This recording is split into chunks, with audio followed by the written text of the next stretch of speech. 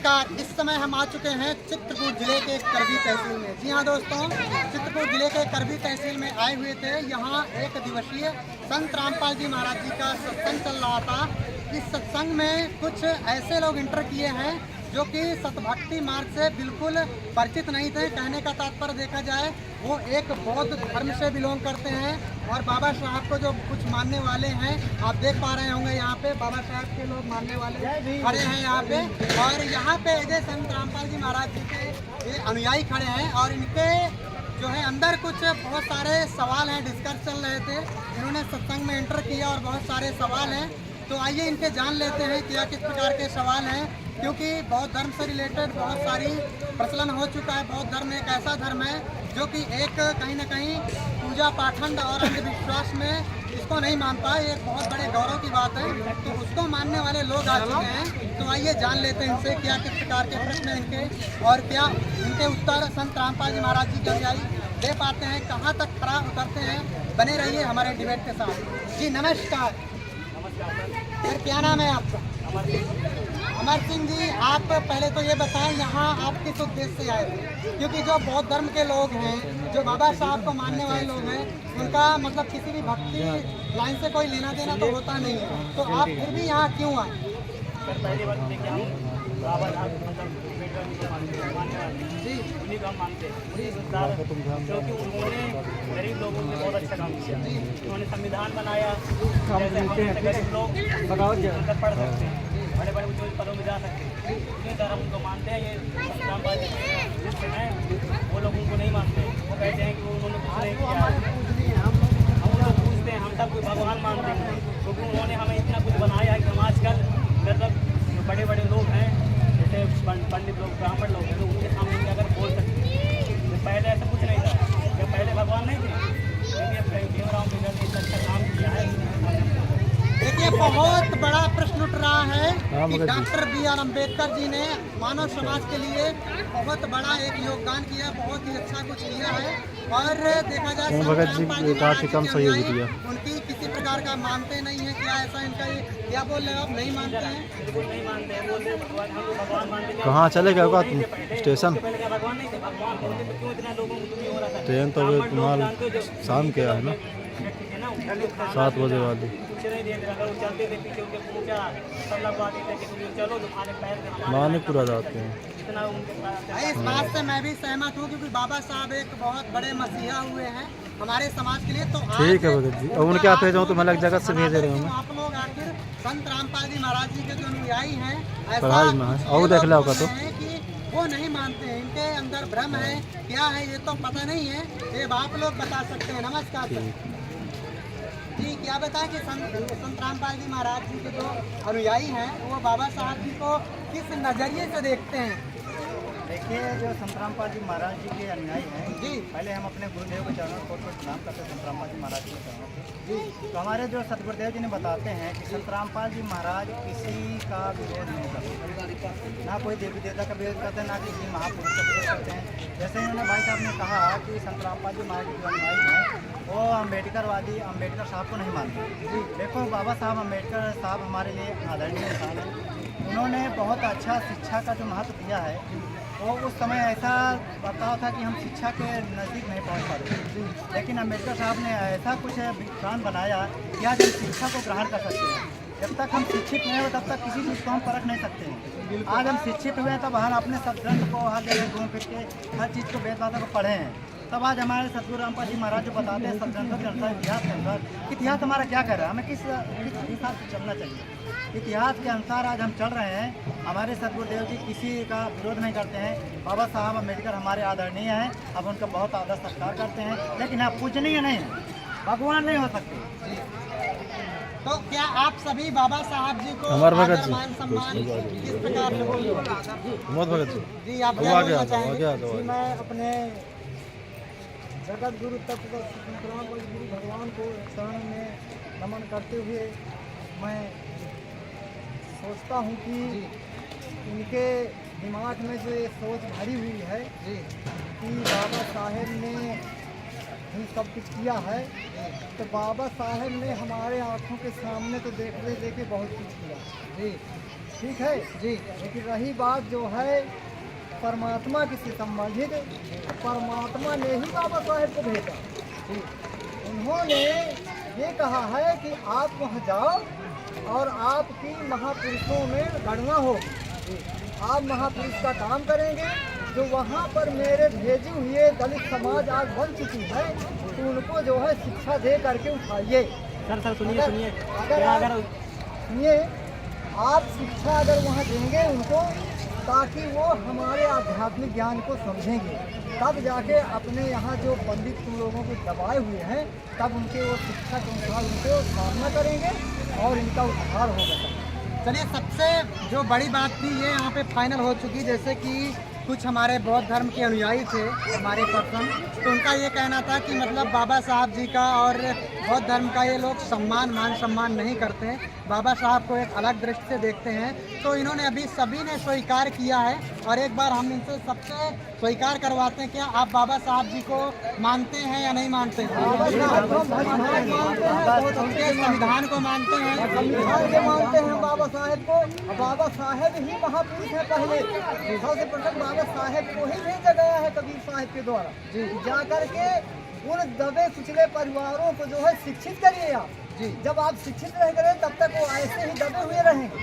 जब शिक्षा में जब प्रगति लाएंगे, तब हमारे धर्म शास्त्रों को जानेंगे और पढ़ेंगे, तब जाके पंडितों से सामना करेंगे, तब जाके उनका उद्धार होगा। तो यहाँ पे हमें देखने को ये मिल रहा है कि बाबा साहब जी का जो मान सम्मान है, तो संत रामपाल जी महाराज जी भली उनके अनुयायी हैं जो भली भांति पूर्वक सर कर रहे हैं। तो मैं आपसे पूछना चाहूँगा, अब क्या है आपका, कैसे क्या प्रश्न है आपका? हम कैसे मान लें कि उन्होंने भेजा है? ये अगर ये कह रहे हैं कि संत रामपाल जी महाराज जी ने उनको मैसिया बना के भेजा है, तो क्या और उसके पहले नहीं भेज सकते थे? इनके पहले भी तो भेज सकते थे, हम बताना मैसिया बना के। जी सर, इनका हम प्रश्न बताना का चाहेंगे, उत्तर। उन्होंने जो संत रामपाल जी महाराज के बारे में कहा, संत रामपाल जी महाराज ने बाबा साहब को नहीं भेजा है, उसमें परमात्मा ने संत रामपाल जी जैसे संत रामपाल जी महाराज जी को भेजा है, अभी शास्त्रों का व्याख्यान कर रहे हैं। उसी प्रकार इससे पहले डॉक्टर भीमराव अम्बेडकर को भेजा गया। परमात्मा का ही विधान। उन्होंने कहा कि जैसा इसी समय पहले जो विधान बना रहे परमात्मा का विधान, आज वो विधान खत्म हो रहा है। तो बाबा साहब भीमराव अम्बेडकर जी को भेजा गया कि अपने दृष्टि से जो परमात्मा का विधान है, उस संविधान को लागू करो, जो कि सब दलित समाज के हर निश्चित व्यक्ति हो जाए, जो कि मेरा जो संविधान परमात्मा का संविधान पढ़ सके और परमात्मा को परख सके। आज ये जो कहते थे हम अम्बेडकरवादी हैं, जितने भी बाबा साहब अम्बेडकर को मानने वाले हैं, जो उन्होंने शिक्षा दी है, क्या उस शिक्षा पे अमल करते हैं?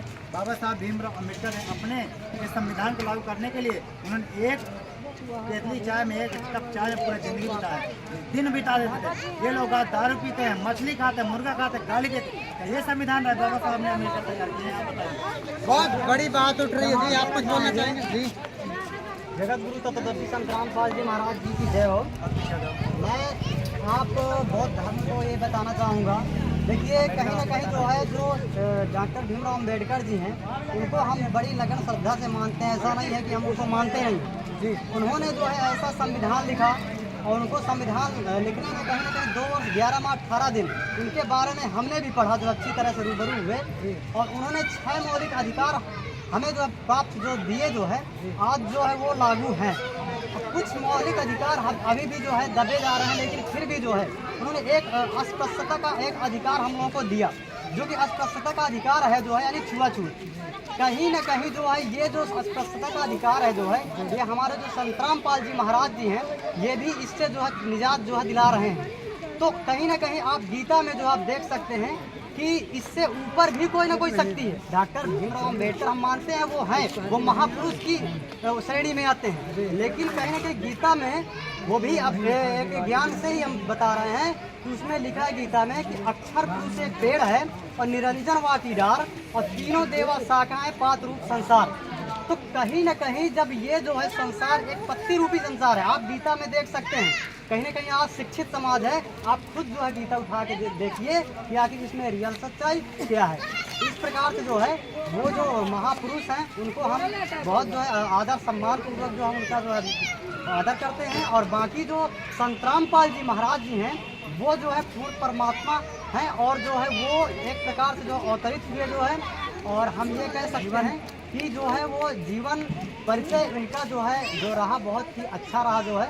जी, आप क्या बोलना चाहेंगे इस बारे में जो अभी तक आपने सुने संत रामपाल जी महाराज जी के जो अनुयायी थे, उनके जो अनुभव थे बाबा साहब जी को लेकर के, बहुत सारी चीज़ें आपको बताई, आपके समक्ष रखी उन्होंने, तो अब आपके क्या विचार हैं सर? और भी क्या आपके दिल में है जो कि आपको खटक रही हो कोई बात सर? जी सर। देखिए, यहाँ तक इन्होंने बताया वो तो ठीक है जी, आदर सम्मान कर रहे हैं जी। हम तो उनको भगवान के लिए मान रहे हैं क्योंकि उन्हें के पहले ऐसा कोई महापुरुष नहीं आया जो भारत में ऐसा कुछ चेंज किया हो, ठीक है। लेकिन शिक्षा सबसे बड़ी है, उन्होंने शिक्षा को इतना अच्छा बढ़ावा दिया है। आज देखो साइंस इतना तरक्की कर चुका है। मैं भी एक मेडिकल स्टूडेंट हूँ, मेडिकल की पढ़ाई कर रहा हूँ, प्लस जॉब भी कर रहा हूँ। तो आज इतनी साइंस तरक्की कर चुकी है कि आज देखो चंद्रमा पे पहुँच गए, चंद्रमा में पानी खोजा। ये अगर इतना अच्छा हो तो भगवान आज तक होते तो ये पहले तक कर लेते। हम ये पूछ रहे हैं। चलिए, जैसा कि इन्होंने साइंस की बात की, जी आप बोलना चाहेंगे? अध्यात्म की बात आ जाती है। जैसे हमारे भाई साहब ने कहा है कि बाबा मतलब भीमराव अम्बेडकर जी को मानते हैं। भीमराव अम्बेडकर जी को हम भी मानते हैं। जैसे इन्होंने एक बात अभी ये कही है कि भगवान तो भगवान नहीं है। डॉक्टर भीमराव अम्बेडकर जी भगवान नहीं, वो भी हमारे जैसे ही इंसान। और हमारे जो जगत गुरु तत्वदर्शी संत रामपाल महाराज जी भगवान, सबसे पहले तो उनकी वंदना, बंदी छोड़ सदगुरु रामपाल महाराज जी। हम यहाँ काल के लोक में हैं, वो कहते हैं, सबसे पहले कहते हैं बंदी छोड़ सदगुरु रामपाल महाराज जी। तो इन्हें एक थोड़ा सा ये बताना चाहते हैं, गीता जी में लिखा हुआ है अध्याय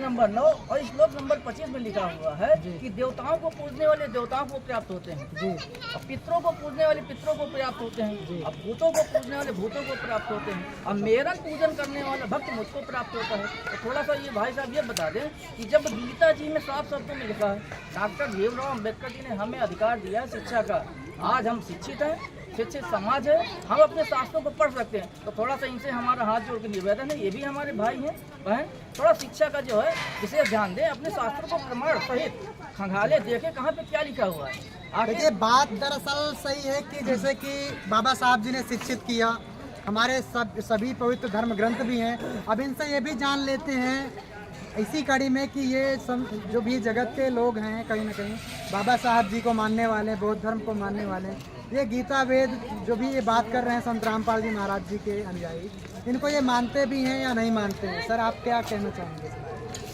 हमें तो नहीं लगता कि ये लोग उनको मानते हैं, भीमराव अम्बेडकर जी को। नहीं, आप ये बताएं कि गीता वेद और अपने सब ग्रंथों को आप मानते हैं या नहीं मानते हैं? हाँ, लिखी हुई चीज़ों पर हम क्यों विश्वास करें? लिखी हुई चीज़ों पर विश्वास नहीं करें। हमारे जी जी, आप लोगों ने लिखा होगा ना, सही बात है। अरे बोल रहे हो कि हम भगवान को मानते ही नहीं है, नास्तिक हम साफ साफ बता रहे। हमें से बताया ना कि हम कैसे मान लेंगे कि सब ग्रंथ सही होंगे, हम जैसे लोगों ने लिखा है ना उसी को। देखिए, हम नास्तिक, हम टोटल साइंस को मानते हैं, साइंस को मानते हैं। साइंस इतना ऊपर बढ़ चुका है कि साइंस ने देखो क्या क्या कर दिया, हर चीज़ की खोज कर दिया, परमाणु बम बना लिए, ऐसे बम बना ली कि हम लोग चंद्रमा में जा सकते हैं। मतलब आपके हिसाब से साइंस ही सब कुछ है। और सर्वोपरि है। तो यहाँ पे एक बात क्लियर हो चुकी है, जो बाबा साहब जी के और बौद्ध धर्म से रिलेटेड कुछ लोग हैं, उनका कहना ये है कि साइंस से बढ़कर इस दुनिया में कुछ नहीं। तो ऐसे मैं एक एक सबसे पूछूंगा, आप बताना चाहेंगे इसमें जो भी हो तो आप बता सकते हैं। साइंस के बारे में आप क्या बोलना चाहेंगे? जो इनका भाई साहब ने कहा कि साइंस से बढ़कर कुछ नहीं। जी, हमारे डॉक्टर भीमराव अम्बेडकर साहब ने हमें शिक्षा का महत्व दिया। जब शिक्षित हुए तब साइंस की तैयारी। हम इनसे ये पूछना चाहते हैं कि आज ये जो साइंस चल रही है, एक मोबाइल है, कितना साल हो गया आप बताइए? कम से कम 20 साल, 50 साल हो गए, 100 साल हो गए, 200 साल मानते हैं जी।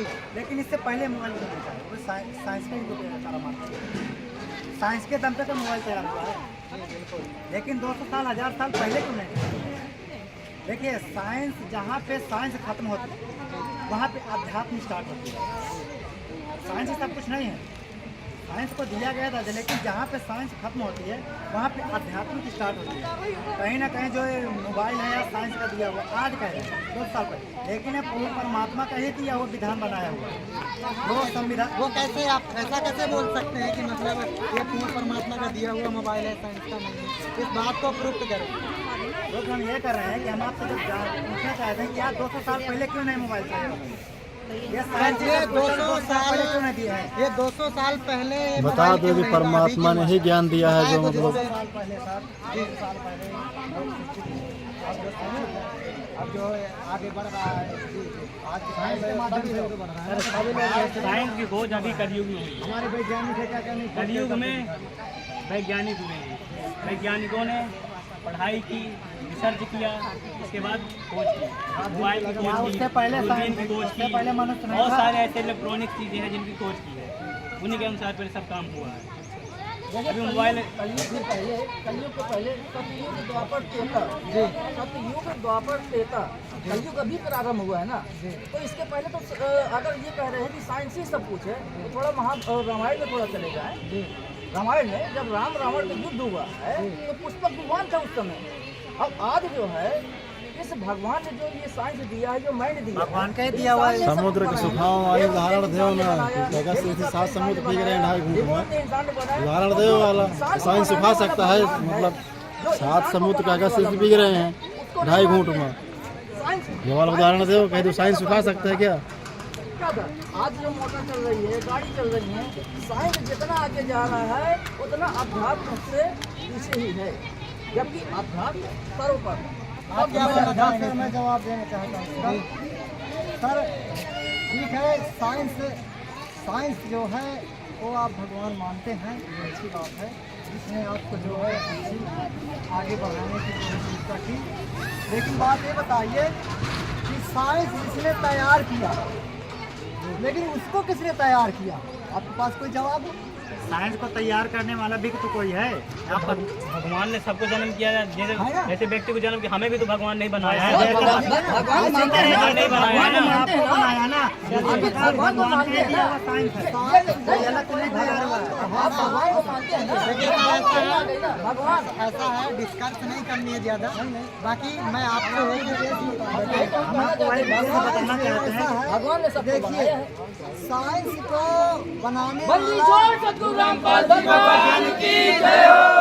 साइंस को बनाने वाला साइंटिस्ट यानी वैज्ञानिक है, और वैज्ञानिक को भगवान बनाया। जैसे कि भगवान जो है वैज्ञानिक को बनाया है, तो एक इंसान ही वैज्ञानिक हमारे तुम्हारे जैसे जब इंसान पैदा किया गया है तो वही तो वैज्ञानिक बना है।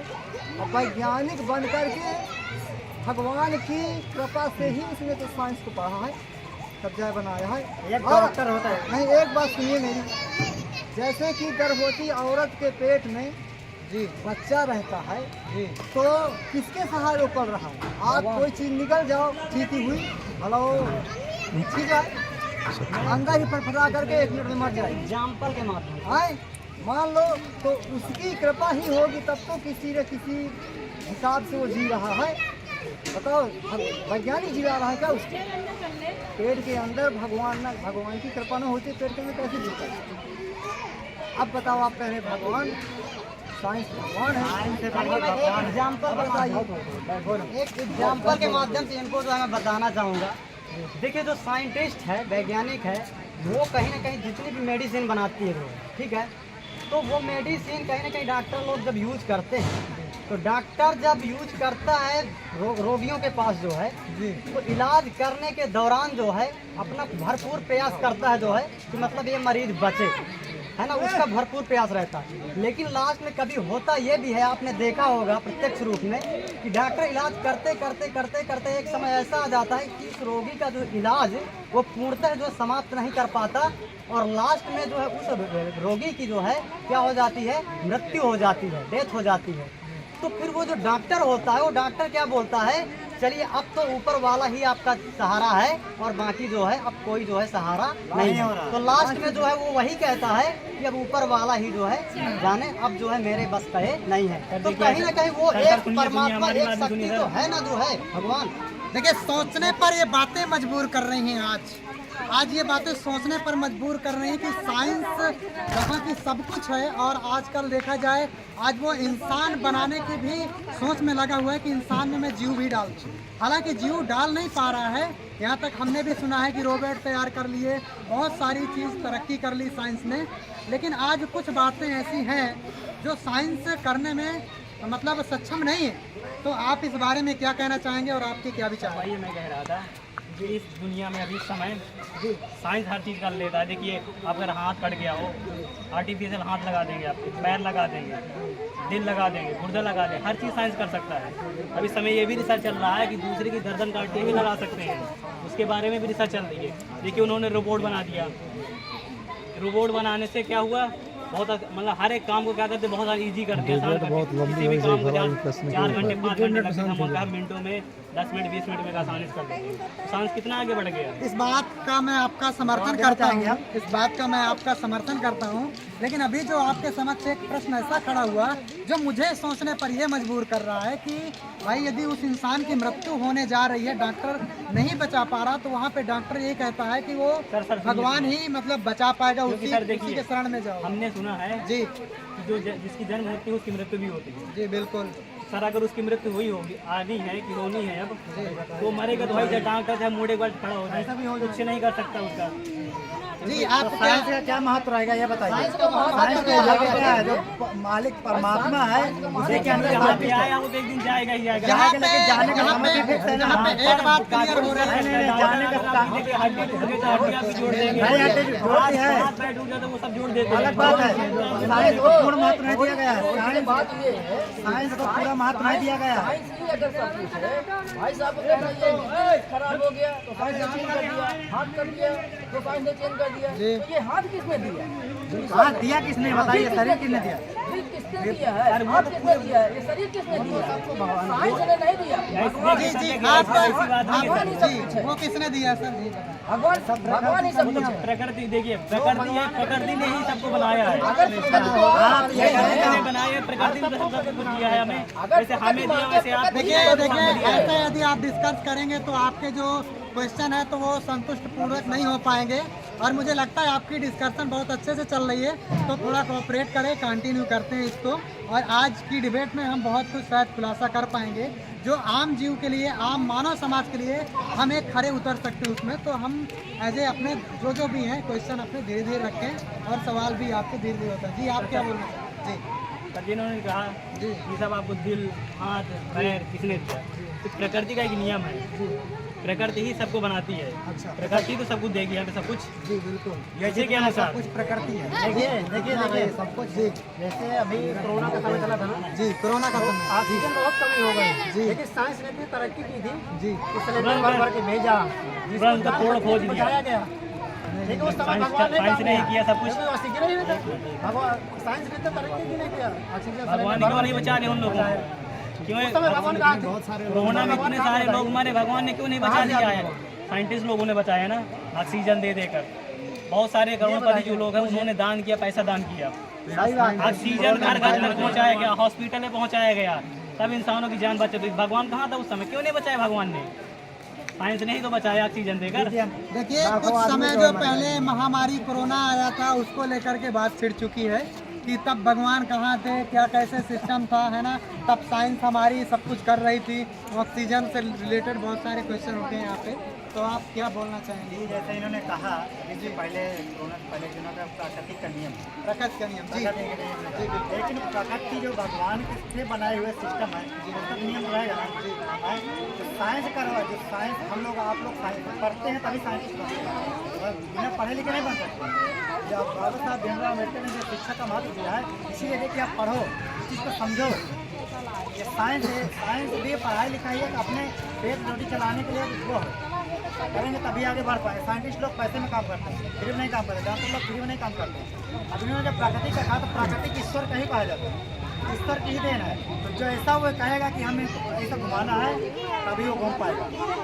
कोरोना की बात इन्होंने भाई साहब ने कहा, जो जगत गुरु तत्व संत रामपाल जी महाराज के शिष्य थे उनको कोरोना कुछ नहीं कर पाया।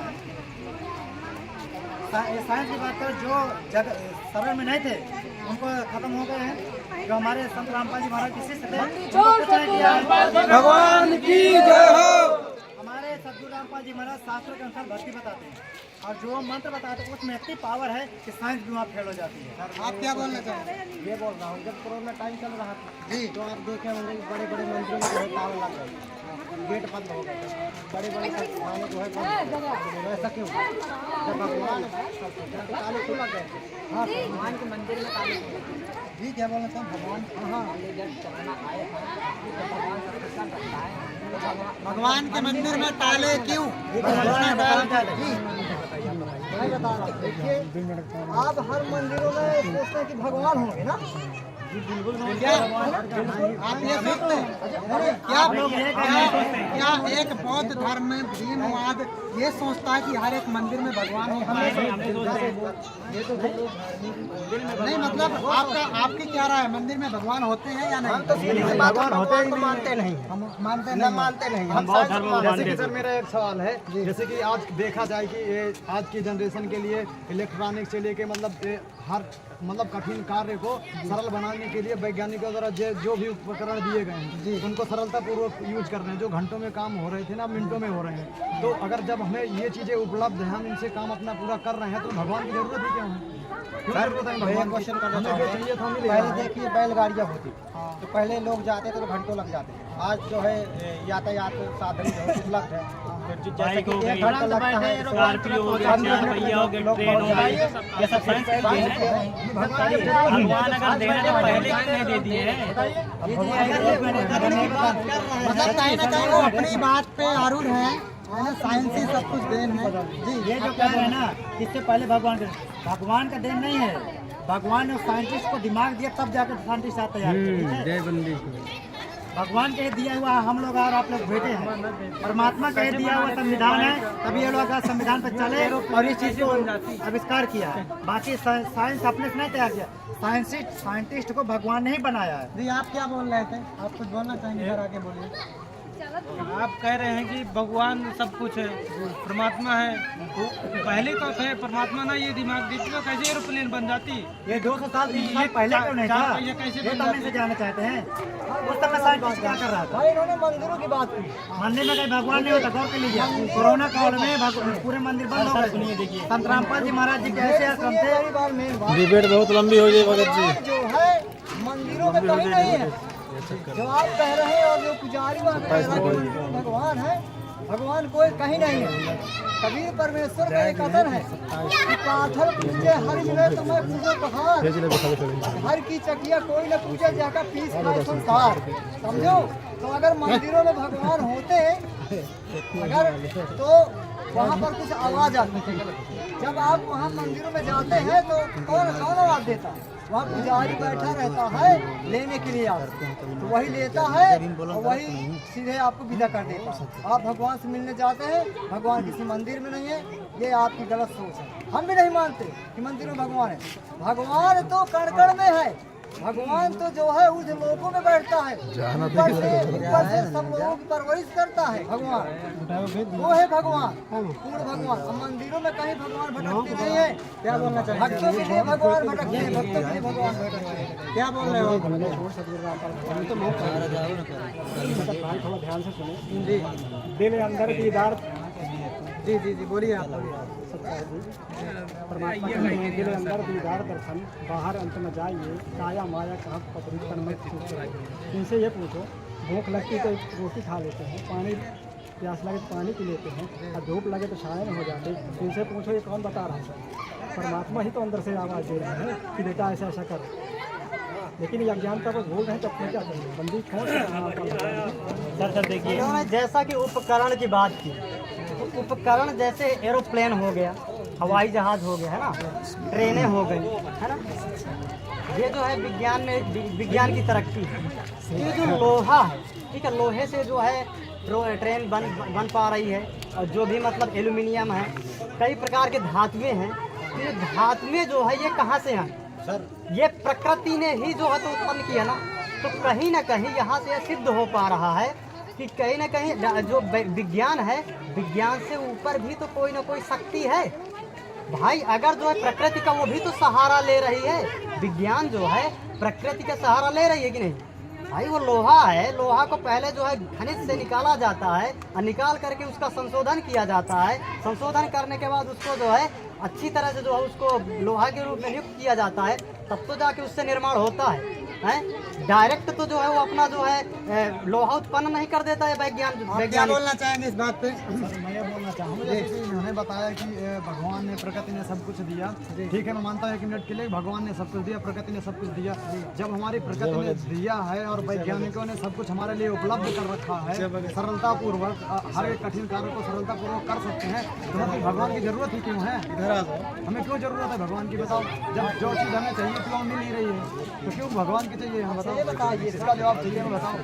जब भारी तूफान आता है सागर और समुद्र में ऑटोमेटिक हवाओं के द्वारा, तो भाई पहले हो चुका ये जो भगत जी बता दिए, भगत जी बता दिए बड़े महानगर वहाँ पर विज्ञान कहाँ चला जाता है, क्या होगा वो बताइए।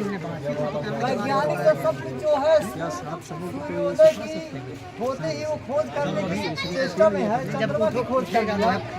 तो जब तूफान आता है तो उसको क्यों नहीं विज्ञान रोक पाता? भाई तूफान को क्यों नहीं रोक पाता? सर देखिए, बताए नहीं ये प्रकृति नियम ज्वार भाट आएगा समुद्र में। सर प्रथम तो प्रकृति और साइंस में मुझे डिफरेंट बताओ। सर ये बताइए क्या है प्रकृति, क्या है प्रकृति साइंस से बड़ी है, साइंस प्रकृति क्या है? हाँ ये बताइए हमें, प्रकृति बढ़िया कि साइंस बढ़िया, हमें बताइए। प्रकृति बड़ा है कि साइंस बड़ा है? बार-बार कहना प्रकृति बढ़िया है, प्रकृति पहले है कि साइंस आई पहले? आप लोग प्रकृति किसको मानते हैं? प्रकृति का हम ईश्वर का देन मानते हैं, भगवान का देन मानते हैं। भगवान ने भेजा भगवान ने, भेजा कि सृष्टि का निर्माण हुआ। प्राकृतिक से बढ़ के साइंस नहीं है, साइंस से बढ़ के प्राकृतिक है। विज्ञान पैदा हुआ, वैज्ञानिक पैदा हुआ है।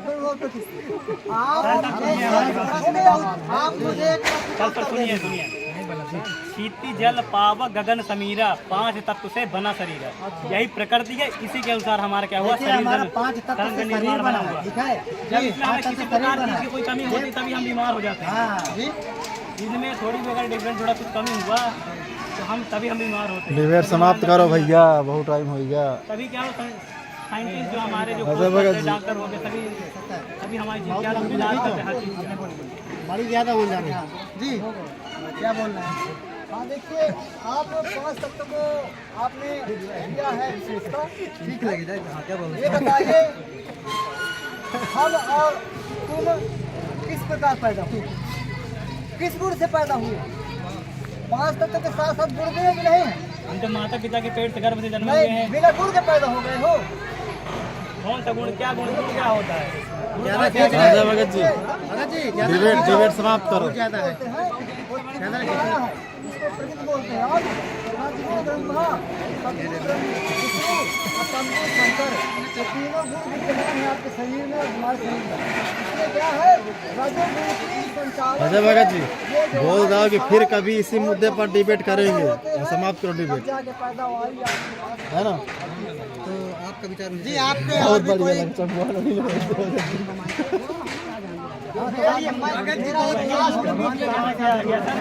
अजय भगत जी बोल दो। मेरा एक सवाल है इनसे, मान चलो मैं मानता हूँ कि भगवान है, भगवान की जरूरत क्यों है? हमें जरूरत क्यों है? साइंटिस्ट लोग हमें सब दे रहे हैं, दे ही रहा है तो भगवान की साइंटिस्ट फर्स्ट प्रायोरिटी हम साइंटिस्ट को देते हैं।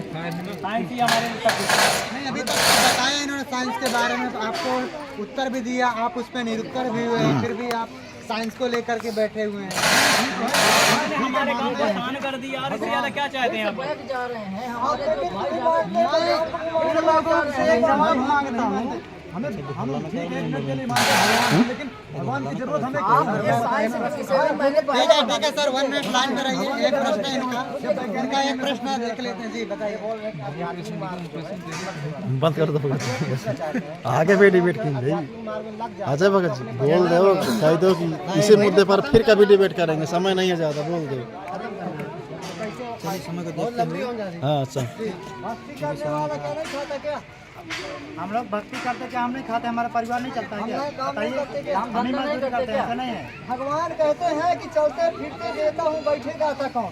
स्वयं कह रहे हैं कि आप चलोगे फिरोगे तो आप 35 मिनट हो गए भगत जी, 15 मिनट के बताओ, दोनों हो गई। छोट कर दिए ना, बिना चले फिर यहीं तो डाल दो, कोई बहुत फालतू वालतू कट गई। देखिए अभी तक बहुत ही डिस्कशन हो चुकी और फाइनल अभी तक डिसीजन कोई निकला नहीं है। फिर कभी फाइनल जरूर करेंगे। तब तक आप वीडियो देखें और उसको शेयर करें और हमें खुद बताएं कि कहां तक कौन सही मार्ग में चल रहा है। बाकी best of luck. So thank you, धन्यवाद आप सभी का। नमस्कार।